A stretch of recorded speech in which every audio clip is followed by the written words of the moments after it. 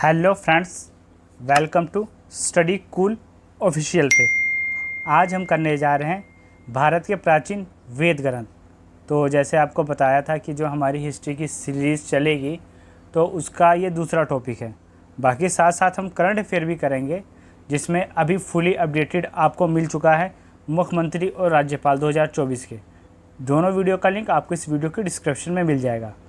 आज स्टार्ट करते हैं भारत के प्राचीन वेद ग्रंथ, जिसके द्वारा हमें इतिहास के स्रोत और भी मिलते हैं। तो प्राचीन भारतीय इतिहास के विषय में मुख्य जो जानकारी मिलती है वो 4 स्रोतों से मिलती है, जिसमें धर्म ग्रंथ आते हैं, विदेशों का विवरण आता है, ऐतिहासिक ग्रंथ होते हैं, प्राकृतिक संबंधी प्रमाण मिलते हैं, लेख हो गए, अभिलेख हो गए, तो इन सभी चीज़ों से मिलता है। ठीक है, तो भारत के प्राचीन वेद ग्रंथ, तो ये 4 प्रमाण इनसे मिलते हैं जो भारत के इतिहास के बारे में इन सब चारों से मिलते हैं। भारत का सर्वप्रथम धर्म ग्रंथ वेद है। ठीक है, सर्वप्रथम जो है धर्म ग्रंथ क्या है? वेद है। तो इसके बारे में अब आगे देखते हैं, जिसकी संकल्पना महर्षि ऋषि वेद व्यास जी ने की थी। ठीक है, वेद 4 प्रकार के हैं: ऋग्वेद, यजुर्वेद, सामवेद, अर्थवेद। सबसे पुराना वेद ऋग्वेद है। ठीक है, आगे इन चारों वेदों को संहिता कहा जाता है। जब चारों को कंबाइन कर दिया जाए तो इन वेदों को संहिता कहा जाता है। भारतीय पुरातत्व का पितामह यानी father of the Indian archaeology sir Alexander को कहा जाता है, जिन्होंने पुरातत्व तत्वों की खोज की थी। तो कृष्ण वासुदेव, महर्षि कृष्ण वासुदेव, तो वो हैं किसके सर्वप्रथम धर्म ग्रंथ वेद, जिनके ये संकलिता है। ठीक है, 4 प्रकार के वेद हो गए। सबसे पुराना है ऋग्वेद, यजुर्वेद, फिर उसके बाद सामवेद, फिर है अर्थवेद। अब चारों वेद के बारे में हम बिल्कुल आराम से अच्छे से कवर करेंगे। किस वेद के बारे में एग्ज़ाम में कितना पूछा जाता है, उस चीज़ को हम इस वीडियो में कवर करने जा रहे हैं। आगे संपूर्ण ऋग्वेद। सबसे पहले हम देखेंगे ऋग्वेद के बारे में। तो देखिए, रचनाओं के क्रमबद्ध ज्ञान के संग्रह को ऋग्वेद कहा जाता है। ठीक है, जो ऋग्वेद है, जितनी रचना है उसका जो संग्रह किया गया है उसको ऋग्वेद कहा जाता है। रचयिता विश्वामित्र थे। ठीक है, ऋग्वेद के वर्णन सप्त सिंधु क्षेत्र का वर्णन इसमें किया गया है। सप्त सिंधु, ठीक है, इसमें ज़्यादातर जो हड़प्पा, मोहनजोदड़ो, मतलब बहुत सी चीज़ों का वर्णन और भी मिलता है। बाकी भारत के इतिहास के बारे में पूरी जानकारी, बहुत सी चीज़ों के बारे में इसमें जानकारी मिलती है। धार्मिक जानकारियाँ भी इससे प्राप्त होती हैं। इसमें 10 मंडल हैं। सूक्त कितने हैं? 1028 हैं। रचनाएं हैं 10,462। अन्य सभी वेदों की रचना ऋग्वेद से हुई है। जो अन्य वेद हैं उनकी रचना ऋग्वेद से हुई, और ऋग्वेद सबसे पुराना है। ऋग्वेद जो पढ़ते हैं उसे होत कहा जाता है। ऋग्वेद पढ़ने वाले को क्या कहा जाता है? होत कहा जाता है। आगे देखते हैं अब इसी के बारे में। ऋग्वेद दुनिया का प्रथम ग्रंथ तथा धर्म ग्रंथ है, और सबसे पुराना भी यही है। प्रथम में तो एक्चुअली सबसे पुराना होगा ही। ठीक है, सबसे पुराना ऋग्वेद ही है।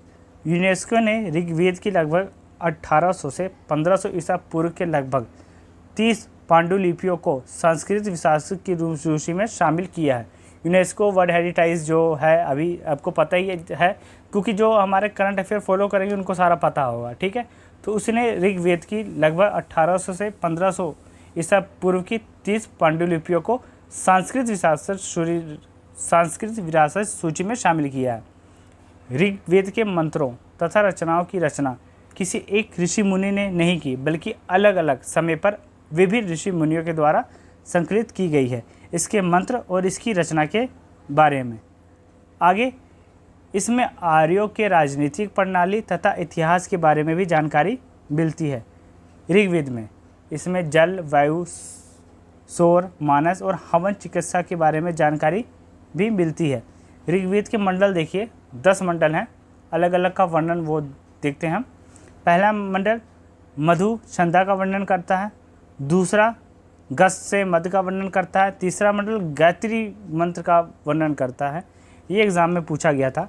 विश्वामित्र द्वारा रचित गायत्री मंत्र का वर्णन तीसरा जो मंडल है ऋग्वेद का वो करता है। चौथा वामदेव कृषि का वर्णन है। ठीक है, 5वां महर्षि अंतरी का वर्णन है। ठीक है, 6ठा महर्षि भारद्वाज का वर्णन है। आगे 7वां महर्षि वशिष्ठ दशराग युद्ध में, तो महर्षि वशिष्ठ का वर्णन है। 8वां हस्तलिखित जो रचनाएं हैं उसका वर्णन है 8वें मंडल में। 9वां सोम रस का वर्णन है, देवता सोम जो है जिसे बोला जाता है उनका वर्णन है। 10वां पुष्प सूक्त का वर्णन है। 10वां मंडल 4 वर्ण के बारे में भी बताता है, जैसे शूद्र, ब्राह्मण, क्षत्रिय तथा वैश्य। तो इसका वर्णन 10वें मंडल में किया गया है। ऋग्वेद में इंद्र के लिए 250 तथा अग्नि के लिए 200 रचनाओं की रचना की गई है ऋग्वेद में। अब आगे देखिए यजुर्वेद। ये ऋग्वेद के बाद आपको बताया था यजुर्वेद, ठीक है, फिर सामवेद, फिर अर्थवेद। तो यजुर्वेद की शाखाएं देखिए, दक्षिण भारत, उत्तर भारत। कृष्ण यजुर्वेद ये दक्षिण भारत में है प्रसिद्ध, उत्तर भारत में शुक्ल यजुर्वेद है, ठीक है। यजुर्वेद की रचनाएं कुरुक्षेत्र के समय हुई थी, ठीक है, कुरुक्षेत्र के क्षेत्र में हुई थी इसकी जो है रचना। यज्ञ के नियमों तथा विधि विधानों का वर्णन यजुर्वेद में है, ठीक है। यज्ञ के जो नियम है, पशु बलि का वर्णन भी यजुर्वेद ही करता है, ठीक है। पशु बलि का वर्णन जो है इसी में इसका वर्णन है। आगे देखते हैं इसी के बारे में, आगे सामवेद, ठीक है। सामवेद का अर्थ है ज्ञान। उसके बारे में देखिए, इतना ही करेंगे जितना कि एग्जाम में पूछा जाता है, पूछा इसी में से ही जाना है। सामवेद का अर्थ है, साम का अर्थ है ज्ञान, जिसमें मंत्र उच्चारणों को गाया जाता है, इसलिए इसका नाम है सामवेद। इसमें भारतीय संस्कृति का जनक कहा जाता है। सामवेद को भारतीय संस्कृति का भी जनक कहा जाता है। यजुर्वेद तथा सामवेद में किसी भी ऐतिहासिक घटना का वर्णन नहीं मिलता, ठीक है। इसमें किसी ऐतिहासिक घटना का वर्णन नहीं मिलता। यजुर्वेद में हो गया यज्ञ के बारे में, पशु बलि के बारे में, और जो हैं मतलब धार्मिक क्रिया के बारे में, उसके बारे में जानकारी मिलती है। अब सामवेद हो गया, इसमें यहाँ का म्यूजिकल, ठीक है, भारतीय संगीत के बारे में जानकारी मिलती है। इसमें किसी भी ऐतिहासिक घटना के बारे में जानकारी नहीं मिलती। यह प्राचीन भारत का संपूर्ण इतिहास, ठीक है। पहली वीडियो हमारी यही आई थी, बहुत अच्छे से डिटेल से आपको करवाई गई है, ये ज़रूर आप जाके देखिएगा। अर्थवेद, अब ये देखिए अर्थवेद के बारे में, मोस्ट इम्पोर्टेंट 3 तो हमने कर लिया, अब है अर्थवेद।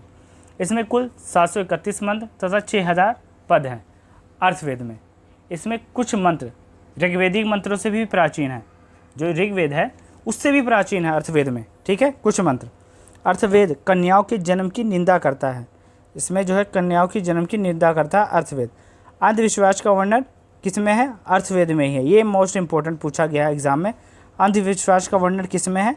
तो है अर्थवेद में ही है अंधविश्वास का वर्णन।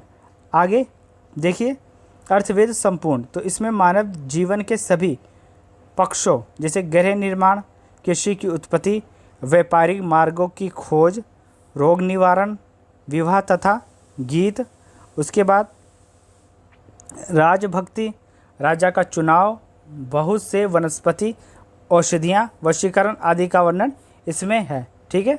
इन सभी का वर्णन अर्थवेद में है। जादू टोड़ने का वर्णन भी अर्थवेद में ही है। अंधविश्वास का वर्णन भी अर्थवेद में ही है। वेदों को भली भांति समझने के लिए 6 वेदागों की रचना की गई है, जिसमें शिक्षा, ज्योति, व्याकरण, निरुक्त तथा छंद, तो सभी के बारे में जो जानकारी मिलती है वो अर्थवेद में मिलती है। आगे पुराण क्या है? पुराण भी काफ़ी इंपॉर्टेंट है। अभी हमने वेदों के बारे में पढ़ा कि वेद क्या है, लेकिन पुराणों के बारे में भी पता होना चाहिए। पुराण हिंदू धर्म से संबंधित एक ग्रंथ है, जिसे ऋषि मुनियों के द्वारा लिखा गया है। पुराण जो है एक ऋषि मुनि के द्वारा नहीं, कई ऋषि मुनियों के द्वारा लिखा गया है। ये वैदिक काल के समय के बाद के ग्रंथ हैं, जो वैदिक काल था, ठीक है। अभी हम करेंगे आगे उत्तर वैदिक काल, तो उसके बाद के ग्रंथ है। पुराण का शाब्दिक अर्थ है प्राचीन तथा पुराना। रचना संस्कृत भाषा में इसकी हुई थी। कुछ पुराण क्षेत्रीय भाषा में भी लिखे गए थे। स्तरीय तथा शूद्र जिन्हें वेद पढ़ने की अनुमति नहीं थी, वे पुराण सुन सकते थे, ठीक है। वेद पढ़ने की, छूने की भी अनुमति नहीं थी, जो शूद्र जाति के थे। पुराणों में मत्स्य पुराण सबसे प्राचीन है, मोस्ट इम्पोर्टेंट। मत्स्य पुराण जो है वो सबसे प्राचीन है। ऋग्वेद सबसे प्राचीन वेद तथा सबसे बाद का कौन सा है? अर्थवेद है। जैसे आपको पहले ही बताया था, ऋग्वेद सबसे प्राचीन है और सबसे बाद में जो है अर्थवेद है, ठीक है। ऋग्वेद, यजुर्वेद, सामवेद, उसके बाद आता है अर्थवेद। तो ये है पुराण, जिसके बारे में जानकारी मिलती है। आगे कुछ किताबें जो इनके बारे में लिखी गई हैं वो देखिए। कुछ किताबों के बारे में जैसे कथावस्तु, हीनयान बौद्ध जीवन से आधारित है। कल्पसूत्र जैन धर्म का प्रारंभिक इतिहास इसके बारे में बताते हैं। अर्थशास्त्र के लेखक चाणक्य हैं, ये इंपॉर्टेंट है। राजतंत्रिणी तो कल्हण कश्मीर के इतिहास का वर्णन इसमें है। राष्ट्रनगरी के बारे में करेंगे हम, कश्मीर के राजवंश उनके इतिहास भी हम करेंगे आगे वीडियो में। देखते जाइए, वीडियो अच्छी कंटेंट के साथ और बेस्ट प्रेजेंटेशन के साथ आपको प्रोवाइड की जाती है। अगर चैनल नया तो उसे सपोर्ट करने की ज़रूरत आपको है, ठीक है, आप इसे ज़रूर सपोर्ट करिए। अष्टाध्यायी पाणिनि, तो पाणिनि में अष्टाध्यायी का वर्णन है। हीनयान बौद्धवाद, तो ये सभी के बारे में हम करेंगे। जैन धर्म, बौद्ध धर्म, सभी धर्मों के बारे में हम अच्छे से कवर करेंगे। ऋग्वेद सबसे प्राचीन वेद तथा सबसे बाद का अर्थवेद, ये तो आपको पहले ही बता दिया। तो ये थी हमारी इम्पोर्टेंट वीडियो जो कि किताबों के बारे में थी, धार्मिक ग्रंथ के बारे में थी, जिससे हमें जानकारी मिलती है। वीडियो आपको कैसे लगी, लाइक शेयर सब्सक्राइब जरूर करिएगा। स्टडी कूल चैनल को ज़्यादा से ज़्यादा सपोर्ट और शेयर ज़रूर करिए। थैंक्स।